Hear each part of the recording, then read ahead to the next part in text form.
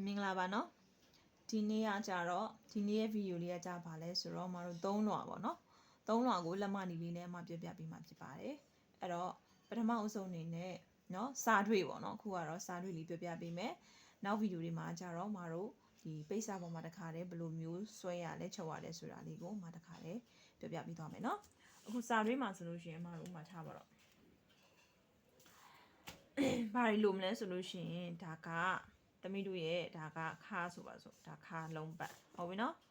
ခါလုံးပတ်ဒါကဗာလဲဒါလေးက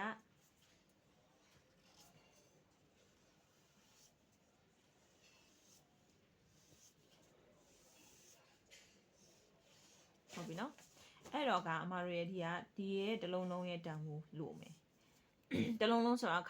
ခါဆိုတာဘယ်နေရလဲဆိုလို့ရှိရင်ခါရဲ့အသိမ်ဆုံးနေရပေါ့နော်ခါရဲ့အသိမ်ဆုံးနေရကိုကိုကရှာလိုက်မယ်ရှာပြီးတော့ရင်အဲ့ကောင်တိုင်းလိုက်မယ်ဟုတ်ပြီနော်တိုင်းလိုက်ပြီးသူ့ရဲ့တန်ဖိုးရလာမယ်တစ်ချက်နောက်တစ်ချက်တိုင်းရမှာဘာလဲဆိုလို့ရှိရင်တင်ရဲ့အမောက်ဆုံးနေရဟုတ်ပြီနော်တင်ရဲ့အမောက်ဆုံးနေရဒါ B ဆိုပါစို့တင်ရဲ့အမောက်ဆုံးနေရဘယ်နေရဖြစ်မလဲဆိုတော့ဒီမှာကြည့်ဒါကမတို့ရဲ့တင်ပေါ့နော်ဒါကအမတို့ရဲ့ဒီမှာဒါခြေထောက်တစ်ချောင်းဘေးဆောင်ပြလိုက်တာပေါ့နော်ဘေးဆောင်ပြလိုက်တာအဲ့တော့တင်ရဲ့အမောက်ဆုံးနေရာကဘယ်နေရာဖြစ်မလဲဒါလေးမဟုတ်လားအဲ့တော့ဒါလေးရဲ့ပတ်လေတစ်လုံးလုံးကိုအမတို့ကဗာလဲဒီမှာလာပြီးတော့တိုင်ပေးလိုက်အဲ့ရရဲ့တန်ဖိုးကဘာဖြစ်မလဲတင်ဟုတ်ပြီနော်တင်ရဲ့တန်ဖိုးအဲ့ဒါတစ်ချက်နောက်တစ်ချက်ဘာလာမလဲဆိုလို့ရှိရင်အမတို့တင်ကြကြတော့ဘယ်ရနေတော့တိုင်းမလဲဆိုတဲ့ခါကျတော့เนาะတင်ကြလို့လည်းခေါ်တယ်တချို့ကတင်အနှင်းလို့လည်းခေါ်တယ်ဟုတ်ပြီနော်တင်ကြတော့အမတို့ဘယ်နာတော့တိုင်းမလဲဆိုလို့ရှိရင်အဲ့ခါးကနေပြီးတော့ခုနတိုင်းခဲ့တဲ့ခါးနေရာနေပြီးတော့မှတင်ရဲ့အမောက်ဆုံးနေရာထိတော့အနောက်ကနေပြီးတော့အမောက်ဆုံးနေရာအလဲစင်တာတက်ကိုတိုင်းလိုက်တာအဲ့ဒါဒီပါလေတင်ကြလို့ခေါ်တယ်ဟုတ်ပြီနော်အဲ့ဒါဆိုလို့ရှိရင်အမတို့ဒီမှာတင်ကြရဲ့တန်မိုးရလာပြီရင်ဘာလာမလဲဆိုလို့ရှိရင်အမတို့အရှိကကြတော့ဘယ်နာနေတိုင်းမလဲဆိုလို့ရှိရင်တို့ဒီနားနေပြီးတော့ဒီဘေးကနေပြီးတော့ထောက်လျှောက်တိုင်းချလာပြီးတော့ဒီကျမ်းပြင်မှာလာဆုံးတာအဲ့ဒါပါလေအရှိဆိုပြီးတော့ရမယ်ဟုတ်ပြီနော်အဲ့တော့ဒါကအရှိပြီးတော့အဖုံးလေဘုံလားညာဘုံလားတတ်မှတ်ပြီမယ်โอเคဒါဆိုလို့ရှိရင်အမတို့အတိုင်းနဲ့ပတ်သက်ပြီးတော့ဒါကိုတစ်ချက်ရသွားပြီဟုတ်ပြီနော်ရသွားပြီဆိုလို့ရှိရင်အမတို့ဒီပုံသင်နည်းတွေထပ်တွေ့မယ်အဲ့တော့ဥမာထားပါတော့ခါကအမတို့30ဆိုပါစို့ဟုတ်ပြီနော်30ဆိုပါစို့အဲ့တော့အမတို့တင်လာတင်ရကြပါဖြစ်မလဲဆိုလို့40လက်မ40ဟုတ်ပြီနော်30 40တင်ကြတော့အမတို့8လက်မပုံမှန်ကတော့အမြဲတမ်း8လက်မနဲ့သွားတယ်ဟုတ်ပြီနော်8လက်မရှိမယ်10ခွဲရှိမယ်တင်းနေကြာရင်10ခွဲရှိမယ်ဟုတ်ပြီနော်အဲ့တော့တင်းနေမြင့်သွားမယ်ဆိုလို့ရှိရင်ခွန်ခွဲခွန်ရှိမယ်အဲ့လိုသဘောတရားလေးတော့ရှိမှာပေါ့နော်တယောက်နဲ့တယောက်မတူလေနော်ခန္ဓာကိုယ်အချိုးစားရအဲ့တော့ဘယ်လားညာလားသိသွားပြီအဲ့တော့အရှိယမတို့ကဒီပတန်မှာ40လက်မဟုတ်ပြီနော်အဲ့တော့အမတို့တန်မိုးတွေရလာပြီဒီတန်မိုးလေးတွေတော့မဖြစ်မနေတိုင်ပေးရမယ်မြည်သူကိုမစိုးဟုတ်ပြီနော်ရပြီဆိုလို့ရှိရင်အမတို့ကပုံတင်နေလာပြီပုံတင်နေလာတဲ့အခါမှာအမတို့ဘာလာမလဲဆိုလို့ရှိရင်နံပါတ်1အချက်ကဘာလဲဆိုတော့နော်နံပါတ်1အချက်စကားကြတော့ဘာလဲဆိုလို့ရှိရင်ခါရတဲ့တန်မိုးနံပါတ်2ချက်ကကြတော့ဘာလဲဆိုလို့ရှင်တင်ရဲ့တန်ဖိုးနံပါတ်3ကကြတော့တင်ကြနံပါတ်4ကကြတော့အရှိโอเคအဲ့ဒါတွေဘယ်လိုတက်မလဲဆိုလို့ရှင်တင်ရဲ့တန်ဖိုးကိုအခါရဲ့တန်ဖိုးကိုအစာ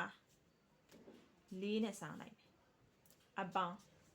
ဟုတ်ပြီနော်အပေါင်းသူ့မှာကဘာပေါင်းမလဲဆိုလို့ရှင်ထောက်စာအတွက်ကို6စိတ်ပေါင်းတာရှိမယ်ဟော6စိတ်ဒါမှမဟုတ်လို့ရှိရင်เนาะဗာလဲဆိုလို့ရှိရင်တလက်မဝဲပေါင်းတာရှိမယ်အဲ့ဒါလေးကိုသေချာမှတ်ထားပါဟုတ်ပြီเนาะဒီကောင်အမရှေ့ကပတ်ထမိန်မှာလည်းပဲအဲ့လိုနီးမျိုးနဲ့လာတာရှိเนาะအဲ့တော့ဒီနေရာမှာ6စိတ်ပေါင်းလားတလက်မဝဲပေါင်းလားဆိုတာကပုံသင်နည်းတစ်ခုထက်ရှိเนาะโอเคအဲ့ဒါဗာလဲဆိုလို့ရှိရင်မတို့တင်ရနေခါအောင်နှုတ်လိုက်မယ်အဲ့တော့တင်နေရနေပြီးတော့အနှုတ်ခါနှုတ်လိုက်တဲ့အခါမှာ10နဲ့အထက်ဆိုလို့ရှိရင်တလက်မခွဲပေါင်းမယ်တောက်စား10နဲ့အောက်ဆိုလို့ရှိရင်6စိတ်ပေါင်းမယ်ရမယ်ဟုတ်ပြီနော်မအဲ့လိုလေးပေါင်းထားတယ်ဆိုတဲ့အခါကျတော့မတို့ရမယ်နော်အဲ့လိုပေါင်းထားမယ်ပြီးတော့လို့ရှိရင်ဒါလေးတစ်ချက် ဒီကောင်ဘယ်လိုမျိုးပေါင်းလဲဆိုတာကိုဒါလေးတစ်ချက်သိထားရပြီနော်ဆိုတဲ့အခါကျတော့အမတို့ဒီမှာကတင်က40ခါက30ဆိုတဲ့အခါကျတော့ဘယ်လောက်ဖြစ်နေမလဲ10กว่าနဲ့10ဆိုအမအထက်ကိုပဲယူလိုက်တော့မယ်အဲ့တော့ဘယ်လောက်ပေါင်းမလဲတလက်မခွဲပေါင်းဟုတ်ပြီနော်အဲ့တော့ဒီမှာကတလက်မခွဲပေါင်းမယ်ဘာကိုစားပြီးတော့လေခါကိုလေးနဲ့စားပြီးတော့အခါရဲ့တန်ဖိုးဘယ်လောက်လဲ30ဟုတ်ပြီနော်30ကိုလေးနဲ့စားလိုက်ဘယ်လောက်ရမလဲခွန်ခွဲရမယ်ဟုတ်ပြီနော်ခွန်ခွဲရမယ်ခွန်ခွဲကိုတစ်ခွဲနဲ့ပေါင်းနော်ဘယ်လောက်ဖြစ်မလဲ9ပေါ့ဟုတ်လားနော်ခါရဲ့တန်ဖိုးဘယ်လောက်လဲ9ရမယ်9လက်မရမယ်တစ်ချက်နဲ့တင်ရကြတော့ဘယ်လောက်ဖြစ်မလဲတင်ရဲ့ပုံတင်နေရကြတင်ရဲ့ပုံတင်နေရကြတော့တင်ကိုတဲ့လေးနဲ့စားမယ်ပေါင်းထားလိုက်တော့နော်အဲ့တော့ဘယ်လောက်ဖြစ်မလဲ10အဲ့တော့တင်ရဲ့တန်ဖိုးကဘယ်လောက်ဖြစ်မလဲမတို့တင်ရဲ့တန်ဖိုး10လက်မโอเคအဲ့တင်ကြတဲ့တန်ဖိုးကတော့ဒီအတိုင်းပဲ10လက်မဘာမစားဟုတ်ပြီနော်အဲ့တော့ဘယ်ဘုံမို့ဒီကောင်ကကျတော့မတို့ညာဘုံနဲ့ပဲသွားလိုက်မယ်နော်အရှိကတော့40ဟုတ်ပြီနော်40မှာအပေါင်းပိတ်စရှည်တွေရတယ်ဆိုလို့ရှိရင်เนาะတစ်လက်မကနေပြီးတော့အထက်ကိုတက်သွားပြီးတော့ဟွာလောက်ထိနှစ်လက်မအထိကိုမတို့ခောက်စာပေါင်းပြီးလို့ရတယ်တစ်လက်မကနေတော့နှစ်လက်မအထိကိုခောက်စာပေါင်းပြီးလို့ရတယ်โอเคအဲ့တော့ဒီမှာကတော့အမတို့ကကြာတော့ဘယ်လောက်ပေါင်းမလဲဆိုလို့ရှိရင်တစ်လက်မလောက်ပဲအမပေါင်းလိုက်တော့မယ်အဲ့တော့ total ကအရှည်က40နဲ့မှတစ်လက်မရမယ်เนาะဒါဆိုလို့ရှိရင်အမတို့ကခါရဲ့တန်ဖိုးက9တင်းရဲ့တန်ဖိုးက30အရှည်ရဲ့တန်ဖိုးက41โอเคတင်ကြက8ဒါလေးတွေရသွားပြီဆိုလို့ရှိရင်မတို့ဘာလုပ်မလဲဆိုလို့ရှိရင်ပက်တက်စက်ကူကသွားပြီးတော့ဆွဲတော့မယ်ဟုတ်ပြီနော်ဆွဲတဲ့အခါမှာအခုကစာတွေးပြတာဖြစ်တဲ့ကြောင့်စက်ကူအသေးလေးနဲ့မှရင်ပြလိုက်နော်ဆိုပါစို့စက်ကူအသေးလေးဖြစ်တဲ့အတွက်ကြောင့်မို့လို့အမကဥမာထားပါတော့9ဆိုလို့ရှိရင်တဝက်ဝက်လိုက်မယ်အမဟုတ်ပြီနော်တဝက်ဝက်လိုက်မယ်ဆိုတော့အဲ့တော့အမကဒီမှာမြင်းတစ်ချောင်းဆွဲလိုက်မယ်ဒါပတန်ဆက်ကိုအကြီးပဲဆိုပါစို့ဟုတ်ပြီနော်မြင်းတစ်ချောင်းဆွဲလိုက်မယ်မဆွဲခင်မှာအမတို့ကလောက်လိုက်ခဏလေးဒီရွက်ကိုနောက်ဆန်ဖြစ်တတ်မှတ်လိုက်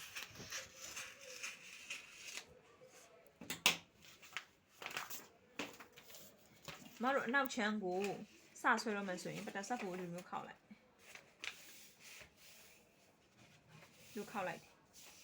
ဟုတ်ပြီနော်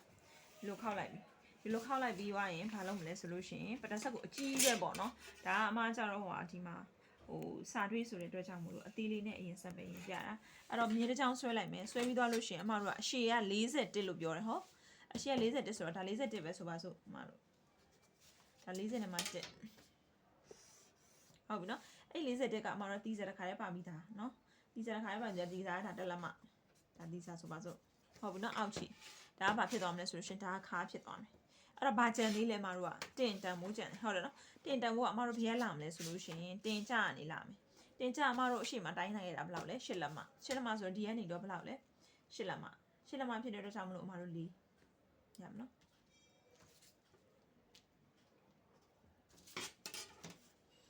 အဲ့ရနေမှာအားကိုအမတို့က2လက်မပြန်ဆင်းတင်ချမြင်ရနေပြီးတော့အောက်ကိုဘယ်လောက်ဆင်းမလဲ2လက်မဆင်းမယ်အဲ့ဒါကိုမမအမတို့ကတင်လို့ခေါ်တာဟုတ်ပြီနော်တင်ရဲ့တန်ဖိုးကဘယ်လောက်လဲတို့ဒီထဲမှာ30နော်10လက်မ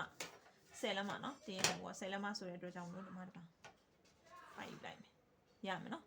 10လက်မအဲ့တော့ခါရဲ့တန်ဖိုးကဘယ်လောက်လဲ9ဆိုတော့4ခွဲ9ဆိုတော့4ခွဲအမတဝက်ယူလိုက်တာနော်ဒီမှာအမတို့အဲ့တော့ဒါကခါဒါကတင်ယူလန်းဆက်လိုက်တယ်ဒီတင်ဟိုတင်မြင့်မှာတော့ဆက်တာမဟုတ်ဘူးเนาะဒီအောက်မှာတော့ဆက်တာရမယ်เนาะနေစင်ထိတစ်ဖြတ်အပ်ပြီးတော့လို့ရှိရင်မတို့အောက်ခြေကိုမတို့ဟိုနဲ့ဝင်မယ်နှစ်လက်မဝင်မယ်ဘနားနေဝင်မယ်လို့ဆိုရင်ဒီခောက်စာရဲ့အပေါ်ကမြင်ရနေပြီးတော့မတို့ဘယ်လောက်ဝင်မလဲနှစ်လက်မဝင်မယ်ဟုတ်ပြီเนาะပြီးတော့လို့ရှိရင်ဘာနဲ့လမ်းဆက်မလဲဆိုလို့ရှိရင်ဒီနှစ်လက်မဝင်ထားတဲ့နေရာနဲ့ဒီတင်နဲ့ကိုဒီလိုလမ်းဆက်လိုက်အဲ့လေးရမယ်နော်အဲ့ဆိုလို့ရှိရင်အမအောက်ကရှုပ်နေလို့တစ်ချက်နည်းနည်းလေးညှက်လိုက်မယ်ရတယ်နော်အဲ့တော့ဗီဒီယိုကိုအမတို့ထက်ကသေးသေးချက်ချကြည့်ပြီးတော့သွားပေးနော်အဲ့ဒါမှ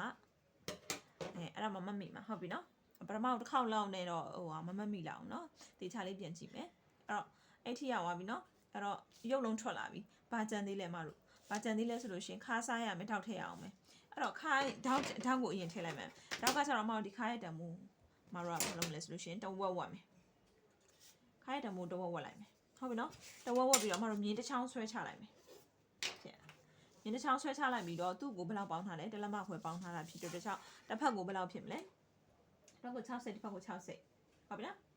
တလက်မခွဲပေါင်းထားတာဖြစ်တဲ့အတွက်ကြောင့်မို့လို့ဘယ်လောက်လဲတစ်ဖက်ကို60တစ်ဖက်ကို60ဟုတ်ပြီနော်အဲ့တော့မတို့က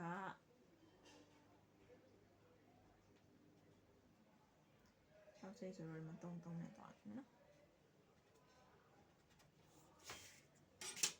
ရမယ်နော်โอเคအမဒီလိုလိုက်မယ်ဒီနေရာလေးပြန်ရင်တော့လေတစ်ချက်ပြန်ကြည့်ပြီအမတို့30ရဲ့အထက်နော်ခြားဖြတ်ဟိုဖြစ်လိုက်မယ်တော့ကြာသေးရောမှာဆိုတော့30ရဲ့အထက်ဒီနေရာ30ရဲ့အထက်ဆိုရင်တလက်မခွဲအမတို့ကပေါင်းထားတယ်မလားတလက်မခွဲပေါင်းထားတယ်ထောက်စား30ရဲ့အောက်ဆိုလို့ရှိရင်အမတို့တလက်မလုပ်လိုက်မယ်အဲ့ဒါလေးတစ်ဖြက်ပြန်ကြည့်ပြီနော်တလက်မပြန်လုပ်လိုက်မယ်နော်အဲ့တော့အမဟွာcomment မှာလည်းပဲထည့်ပြီးတော့ပုံလေးနဲ့တူတူထည့်ပြီးရေးထားပေးမယ်တော့ကြာနေဂျားထဲမှာလွတ်သွားမှာဆိုလို့เนาะ6စိတ်ဖုံတက်လက်မလုပ်လိုက်မယ်ဟုတ်ပြီနော်အဲ့တော့အခုကတော့မတို့တက်လက်မခွဲဆိုတဲ့အတွက်ကြောင့်မို့ပုံကို6စိတ်ပြီးတော့လို့ရှိရင်မတို့တောက်ရဲ့အရှည်ကဘယ်လောက်ဖြစ်မလဲတောက်ရဲ့အရှည်ကကြတော့မတို့ဒီမှာတင်းမြင့်တွေ့လားတင်းအမြင့်ရဲ့ပေါ့နော်ဒါတင်းမြင့်ရဲ့အထက်ကိုမတို့က5 cm လောက်တက်မယ်ဘယ်လောက်လဲ5 cm လောက်တက်โอเค5 cm လောက်တက်ပြီးသွားလို့ရှိရင်မတို့ဘေးဘက်ကိုမတို့က2စိတ်လောက်လေဘေးဘက်ကို2စိတ်လောက်ရိုင်မယ်ဒါအနောက်ချမ်းနော်ဘေးဘက်ကို2စိတ်လောက်ရိုင်ပြီးတော့ဒီမှာလို့သွားလိုက်မယ်ရမယ်နော်အဲ့လိုသွားမယ်သွားပြီးသွားလို့ရှိရင်မတို့ဒီအောက်မှာမတို့ကဒီမှာလေးတွေ့လားခါးကြီးကတဲ့ကြီးဖြစ်နေအဲ့တော့အမကခါးလေးကအနောက်မှာဒီလိုလေးသွားတိမ်ချင်သွားတိမ်ချင်ဆိုတဲ့ခါကျတော့အောက်ကိုဘယ်လောက်ချမလဲဆိုလို့ရှိရင်အောက်ကိုအမတို့က3စိတ်လောက်ဒါမှမဟုတ်လို့ရှိရင်လက်မဝက်ဟုတ်ပြီနော်လက်မဝက်လောက်စားပြီး3စိတ်လက်မဝက်အဲ့နှမျိုးရှိတယ်ပြီးတော့လို့ရှိရင်အဲ့ဒါလေးကိုဒီထိထောက်ထီကိုထည့်ဆွဲချလိုက်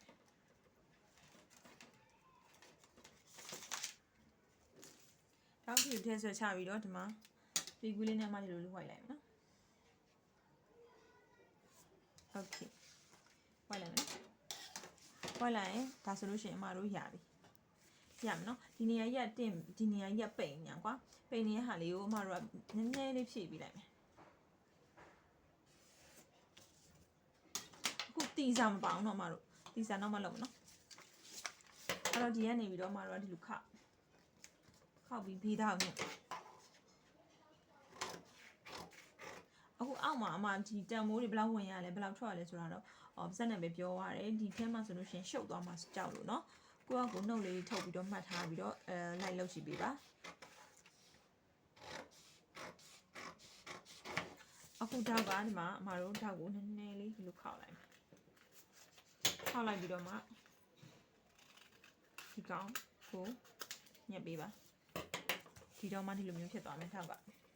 လို့ဆိုလို့ရှိရင်တောက်နေရမှာအစားထိုးနေရမှာเนาะဒီတောက်အခုတစ်ချမ်းနဲ့မှဆွဲထားတာဒီဘက်ကိုမှကော်ပီကူးလိုက်ဒါပါလဲမသိဘူးဘာချမ်းလဲနောက်ချမ်းเนาะ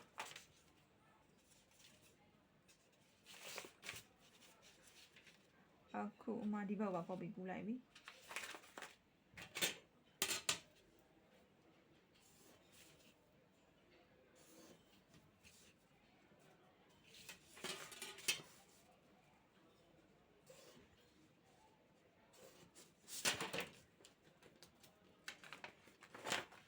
ဒီလိုမျိုးလေးဒါပါချမ်းလဲဆိုလို့ရှင်ဒါမှရဲ့ဘီချမ်းနော်ဘီချမ်းဒီလိုမျိုးလေးရသွားတဲ့ခါမှာမတို့ဒီလိုရသွားပြီပိတ်စမှာလည်းပဲမတို့ကဒီလိုမျိုးတော့ညှက်လိုက်မယ်နှစ်ကိုက်ကွင်းဆိုရတယ်ဟုတ်နော်ဒီကနေပြီးတော့ဒီလိုညှက်လိုက်မယ်ညှက်ပြီးတော့ကြံတဲ့ပိတ်စကိုကြတော့မတို့ကဒီလိုမျိုးလေးခောက်လိုက်တယ်ပေါ့ဒါကမလဒါလည်းမလအဲ့မလနှစ်ခုကိုဒီလိုခောက်လိုက်ရင်ဒါဘာဖြစ်မလဲဒါအလပိတ်စဟုတ်နော်အဲ့အလပေါ်မှာမတို့ကဒီမှာဒီလိုလာတင်လိုက်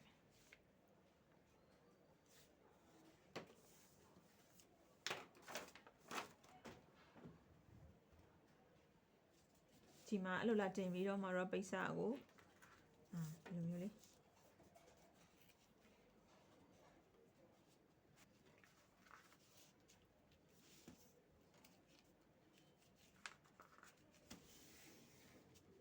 ဟုတ်ပြီနော်ဒီမျိုးလေးရသွားပြီ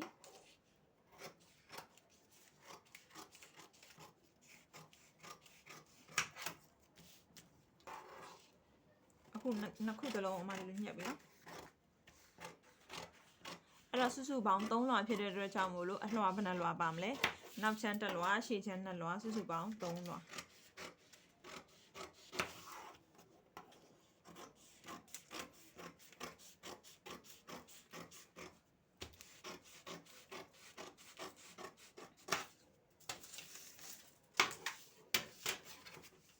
ဒါကအောက်က sorry ဒီကဟာအဲ့ဆိုလို့ရှိရင်မတို့ B ချမ်းဟုတ်ပြီနော် B ချမ်းမှာမတို့ဒီမှာ copy ကူးလိုက်မယ်တင်မြင်းကို sorry တင်မြင်းကို copy ကူးမယ်တင်အမြင့်မြင်းကို copy ကူးလိုက်မယ်ပြီးရင်ဒီမှာထောက်ကလေးတွေ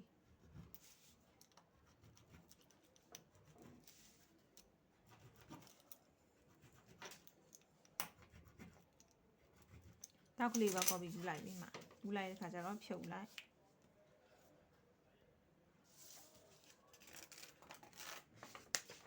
နော်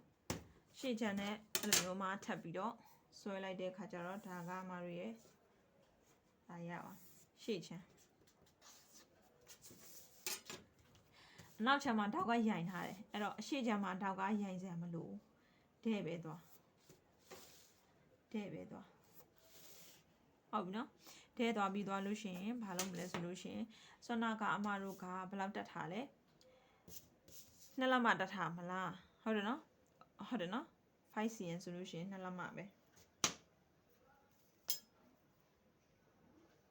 2လက်မတက်ထားလဲဆိုလို့ရှိရင်သူ့ကိုလေ2စိတ်လောက်ပို့ပြီးတော့လေနည်းနည်းလေးပို့တက်ပေးလိုက်အရှိချမ်းကြတော့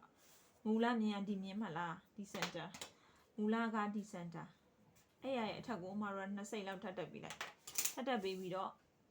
မြင်လေးဆွဲပေးလိုက်အရှိချမ်းမှာအဲ့ဒါလေးနည်းနည်းကွာအောင်ရမယ်နော်တစ်ဖြက်တောက်လေးတိုးသွားမယ်အရှိချမ်းမှာတောက်လေးတိုးသွားမယ်အဲ့တော့အမတို့ကနောက်တစ်ခုလည်းပဲဒီတိုင်းပဲဆွဲပေးလိုက်မယ်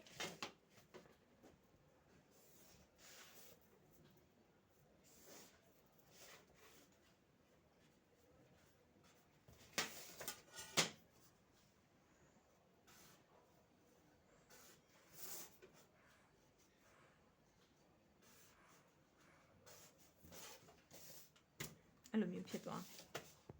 ရမယ်နော်အဲ့လိုဖြစ်သွားပြီဆိုလို့ရှိရင်အမကလေဒီတစ်ခုကိုလေနောက်ခုစလုံးအလဲချိုးချင်တယ်အလဲစင်တာချိုးလိုက်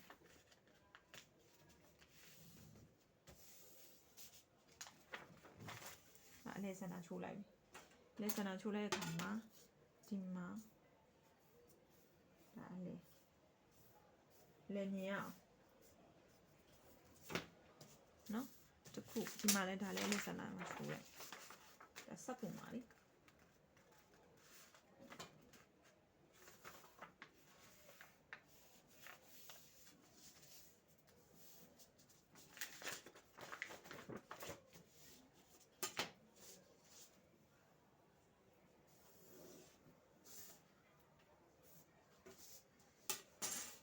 ဒါလည်း F ပဲเนาะတိုက်တဲ့ဟာကိုသူအတူတူပဲဆိုတဲ့ခါကျတော့တိုက်တဲ့အပိုင်းကိုအပေါ်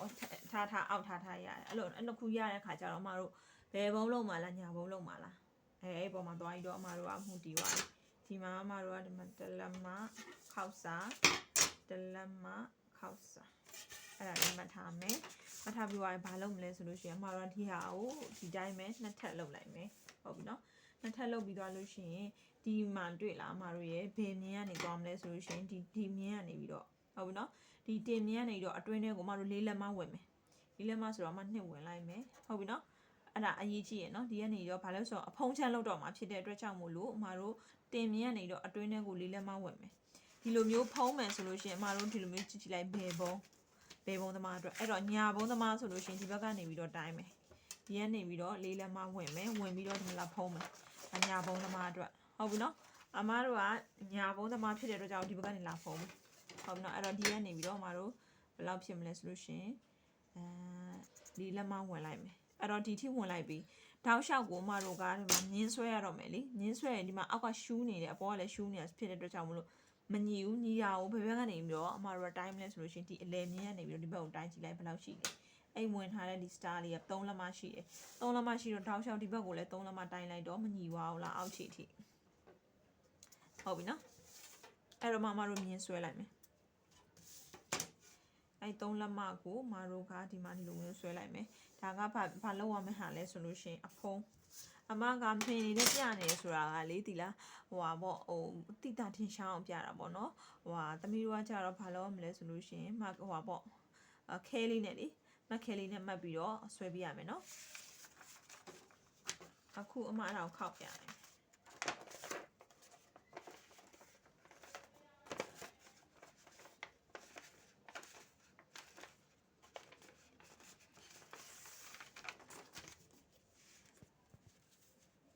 ခောက်ပြီးတော့ဒီဘက်နဲ့အညီပြန်ယူလိုက်ကြည့်ဒီလိုပုံစံလေးဖြစ်သွားဟုတ်ပြီနော်ဒီလိုပုံစံလေးကိုအမတို့အတွင်းထဲကနေဘယ်ထိယူချုပ်မလဲဆိုလို့ရှိရင်ချုပ်မယ်ဆိုလို့ရှိရင်တော့ဒီကောင်ကိုဒီလိုလန်ချလိုက်ကွာဒီလိုလန်ချလိုက်ပြီးတော့ဒီကနေပြီးတော့အမတို့တိုင်းရမှာ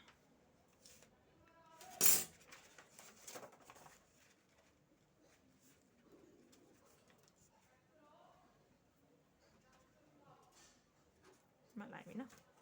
ဒါဆိုလို့ရှိရင်အမတို့ဒီကနေပြီးတော့ဒီချီကိုဆွဲလိုက်ပြီးဘယ်ထိတိုင်းရမလဲဆိုလို့ရှိရင်8လက်မ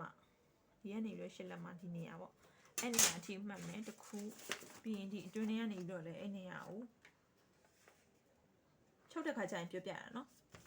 ဒီနေရာထိအမတို့8လက်မတာဒီကနေပြီးတော့အမတို့အဲ့လိုမျိုးလှန်လိုက်ပဲလှန်ပြီးတော့လို့ရှိရင်အမတို့ချုပ်မယ်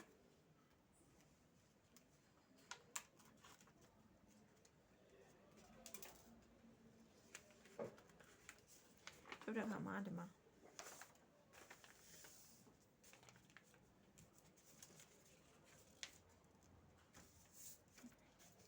ရမယ်နော်အဲ့လိုမျိုးလေးဖြစ်သွားမှာကွာပြီးရင်မကွဲနေမှာလေအဲ့ပုံစံလေးဒါပေမဲ့တစ်ခုရှိတာအတွင်းထဲမှာနောက်တစ်ခုစားမှရှိသေး2နေရာကျန်သေးတယ်ပထမအောင်ဆုံးတစ်နေရာကျတော့အမတို့ဘေးကနေပြီးတော့ဒီလိုမျိုးဒါကအနောက်ချက်မှာလားအလားချင်းမျက်နှာချင်းဆိုင်လို့ပြန်လန်ပါလေစစ်တက်ပြီးတော့ပြန်လန်တဲ့အခါမှာအမတို့ကဒီမှာရှိဘယ်အပိုင်းကိုအမတို့ကညှက်ပေးရမလဲဆိုလို့ရှိရင်ဒီမှာရှိအဖုံးမလားဒါအဖုံးဖြစ်သွားတဲ့ဟာအဖုံးဖြစ်သွားတဲ့ဟာရဲ့အောက်ကအချမ်းအဖုံးဖြစ်သွားတဲ့အချမ်းရဲ့အောက်ကအချမ်းဆိုဒီရပေါ့ဒီအချမ်းပေါ့နော်အဲ့အချမ်းအမတို့ကဒီလိုပြန်လန်လိုက်ဘယ်လောက်လုပ်ပြီးလဲဆိုလို့ရှိရင်ဒီကနေပြီးတော့အမတို့ကတိုင်လိုက်ဒီထိတ်ကနေပြီးတော့ဒီကိုဘယ်လောက်တိုင်မလဲဆိုလို့8လက်မတိုင်လိုက်ဟုတ်ပြီနော်8လက်မတိုင်ပြီးတော့8လက်မရဲ့အောက်ကို1လက်မဆက်ဆင်း9လက်မအနေထားလောက်ဒီကနေဒီကို9လက်မအနေထားလောက်ကနေပြီးတော့မှတ်လိုက်မှတ်ပြီးတော့အထဲထဲကို1လက်မလောက်ဝင်လိုက်ဝင်ပြီးတော့ဒီတောက်လျှောက်ဆွဲချလိုက်ဆွဲချပြီးအဲ့ရနေပြီးတော့အမတို့ဒီလိုမျိုးလေးဝိုက်ပြီးလိုက်အဲ့ဒါကိုညှက်ချလိုက်အထဲထဲမှာအမတို့ကဒါကအဲ့လိုမျိုးလေးစားပြရတယ်နော်3လွှာအဲ့လိုလေးစားပြလိုက်ပြီးဒီကောင်ဒါဆက်လိုက်ပြီးတော့ဒီလိုမျိုးလေးတစ်ချက်ဖိပြီးလိုက်ဖိရင်ချုပ်ပြီးလိုက်ပေါ့နော်ဒါစာတွေ့ကိုသဘောတရားအရင်ပြောပြတာဟိုကကြာရင်လည်းထပ်တွေ့မှာဒါဆိုလို့ရှိရင်အမတို့ကဒါဆိုလို့ရှိရင်3လွှာရဲ့နောက်ချမ်းရဲ့ဒါရှေ့ချမ်းကအဖုံချမ်းရှိတယ်ဒါရှေ့ချမ်းရဲ့အဖုံချမ်းရှေ့ချမ်းရဲ့ဘာချမ်းလဲအတွင်းချမ်းဟုတ်ပြီနော်အထဲထဲမှာဗာလေးလောက်ရလဲသဘောတရားလေးတွေကအမရဲ့ဗီဒီယိုတခါကြည့်ပြီးတော့ပြန်ပြီးတော့ပေါ့နော်ဟိုနှွေးပေးပေါ့ဒါဆိုလို့ရှိရင်အမတို့3လွှာအရန်ကိုလွယ်ကူပြီးတော့လင်းမြင်နဲ့3လွှာလေးဖြစ်တယ်နောက်တစ်ခုကြံတာဗာလဲဆိုတော့အမတို့နံပါတ်ပြားတင်မှာဆိုတဲ့အတွက်ကြောင့်မို့လို့ဒီကနေပြီးတော့အမတို့နံပါတ်ပြားဒီတလက်မခွဲတိုင်းမီမှာတော့ copy ကူးထုတ်ပြီးတော့စကူလိုင်းနဲ့ပြားလေးနဲ့ကတ်မယ်ဒီမှာလည်းဒီတိုင်းပဲ copy ကူးထုတ်ပြီးတော့ဒီကနေပြီးတော့တလက်မခွဲ copy ကူးထုတ်ပြီးတော့စကူလိုင်းနဲ့ကတ်ပြီးတော့ဘေးမှာကအမတို့ကစစ်ဒီမှာစစ်ပြောက်6လက်မစစ်ပြောက်က6လက်မတက်ပြီးမယ်ဟုတ်ပြီနော်ဒါဆိုလို့ရှိရင်အမတို့ဒီမှာလည်းရပြီဆိုလို့ရှိရင်ဘာတစ်ချက်ကြံနေလဲဆိုလို့ရှိရင်ဒီမှာကြည့်အမတို့ဒီမှာအတိလုံးဝညှက်သွားတာနော်ပွင့်လိုက်လို့ရှိရင်ဒီမှာဆွေကြနေမှာအရှိဖုံချမ်းအဲ့တော့ရှေ့ဖုံးချောင်းမတို့မဆွေးချင်ဘူးအတွင်းထဲမှာလည်းထမိန်ဝတ်လို့ပဲအတွင်းစားအောင်လည်းဆွဲချင်တယ်အဖုံးချောင်းကိုလည်းအပေါ်တက်ချင်တယ်ဆိုလို့ရှိရင်တော့နောက်တစ်ဆင့်ကြံတာကနောက်ဆုံးအဆင့်ကြံတာဘာလဲဆိုတော့ဒီအဖုံးချောင်းကိုအမတို့ကတက်လက်မ တလမဒီဘယ်မြင်ရနေလဲဆိုလို့ရှိရင်အမတို့ဒီဒါတီစာမဟုတ်လားတီစာလိုင်းကနေမဟုတ်တီစာရဲ့အောက်ခြေကမဟုတ်တီစာ UY တီစာမပါအပေါ်ကနေပြီးတော့အမတို့တလမယူမယ်တလမယူကအဲ့မြင်းပေါ်ကနေပြီးအမတို့ကဒီမှာဒီလိုမျိုးလေးစောင်းချပြီးဘေးနဲ့ဘေးမှာတော့အတိဒီကောင်ပေါ်မှာကဘယ်လောက်တက်သွားတာလဲတလမဟုတ်ပြီနော်တလမအမတို့ဘာလုပ်ပေးမလဲဆိုလို့ရှိရင်ဒီမှာအမတို့ကစားပြလိုက်တာသဘောတရားလေးဟုတ်ပြီနော်အဖုံးမှာကအမတို့ကစားပြလိုက်တာတလမပြီးရလို့ရှိရင်ဘယ်မှာထပ်ဆောင်မလဲဆိုတော့ဒီမှာအတွင်းမှာလည်းဒီတိုင်းပဲအမတို့ဒီမှာဒါလေးရဆိုလို့ရှိရင်เนาะဒီနေရာနေပြီးတော့တလက်မသူလေအတွင်းမှာလည်းပြီးလို့ရှိရင်ဘေးသားနဲ့ကတော့လုံးဝအတိအဲ့နေရာလေးကိုထပ်ခါပြန်ကြည့်နော်နည်းနည်းလေးမထင်အပ်ပဲနဲ့ဟိုရှုပ်နေရလေးရှိရယ်ကွာအဲ့တော့ဒီမှာတလက်မခွဲကိုအမတို့ဒီလိုခောက်လိုက်ရင်စွေသွားလိမ့်မယ်ဟဲဒါကြီးအဆွေကြီးလာလည်းမလာဘူးဆိုတာမဟုတ်ဘူးဝတ်လိုက်တဲ့အချိန်ကြာလို့ရှိရင်တော့လုံးဝကိုကွက်တိမက်ဆီဖြစ်သွားမှာပေါ့နော်